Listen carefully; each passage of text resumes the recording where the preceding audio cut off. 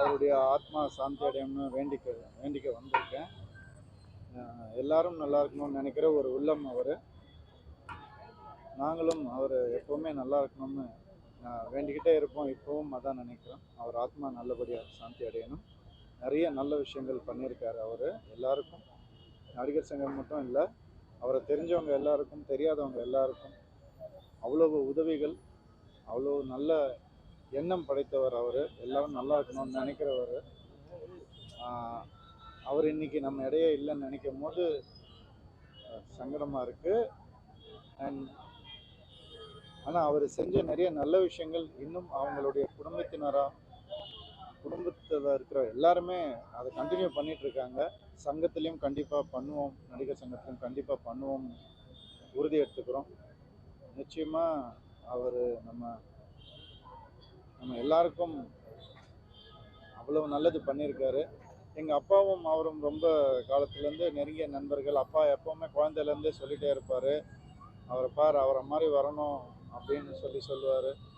விஜயகாந்த் ஐயா நான் நடிக்க வந்தப்போ என்னை கூப்பிட்டு அவ்வளோ என்கரேஜ் பண்ணியிருக்காரு. என்னென்னா, முதல்ல சொல்லுவார், உங்கள் அப்பாவை நல்லா தெரியும், அவர் மதுரைக்காரரு, நம்ம ஒரே ஊருக்காரங்க அப்படியெல்லாம் சொல்லுவார். அதெல்லாம் இன்னும் எனக்கு பசுமையாக ஞாபகத்தில் இருக்குது. நான் தாஸ்ன்னு ஒரு படத்தில் ராக்கி ராஜேஷ் மாஸ்டர் தான் எனக்கு ஸ்டண்ட் கோரியோகிராஃபி. அவர் நம்ம கேப்டனுக்கு நிறைய படங்கள் அவர் தான் ஸ்டண்ட் கோரியோகிராஃபி. அவங்க 2 பேரும் பிரதர்ஸ் மாதிரி இருப்பாங்க. அவர் ஒரே நாள் எனக்கும் கேப்டன் ஐயாவுக்கும் ஒரே நாளில் ஷூட்டிங் இருந்தது, ஒரே லொக்கேஷனில். நான் மரியாதையாக போய் அவரை பார்க்கணும், ஆசீர்வாதம் வாங்கிக்கணும்னு போய் ஆசீர்வாதம் வாங்கினேன். அன்றைக்கி சொன்னார், ராக்கி சொல்லிச்சுப்பா, நம்மளை மாதிரியே கிக்கெல்லாம் நல்லா பண்ணுறாமே, கால் நல்லா தூக்கி அடிக்கிறியாமே, இந்த வால் ஜம்ப் கிக்கெல்லாம் நல்லா பண்ணுறியாமேன்னு சொல்லி கூடயே உட்கார வச்சு ஒவ்வொன்றா சொல்லி கொடுத்தாரு எனக்கு.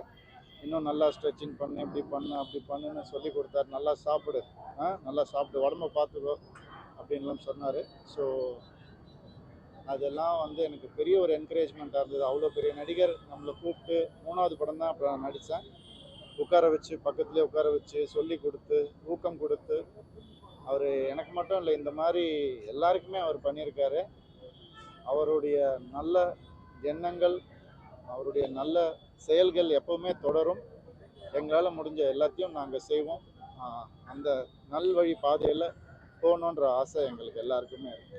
நடிகர் சங்க கட்டடத்துக்கு கேப்டன் பேர் தான் வைக்கணுங்கிறது பல பேரோட கோரிக்கை. அதை பற்றி எனக்கு ரொம்ப சந்தோஷம் தாங்க அப்படி வச்சா. அதுதான் நியாயமாகவும் இருக்கும்னு எனக்கு படுது. பட் எல்லாரும் சேர்ந்து பேசி முடிவு எடுக்கும்.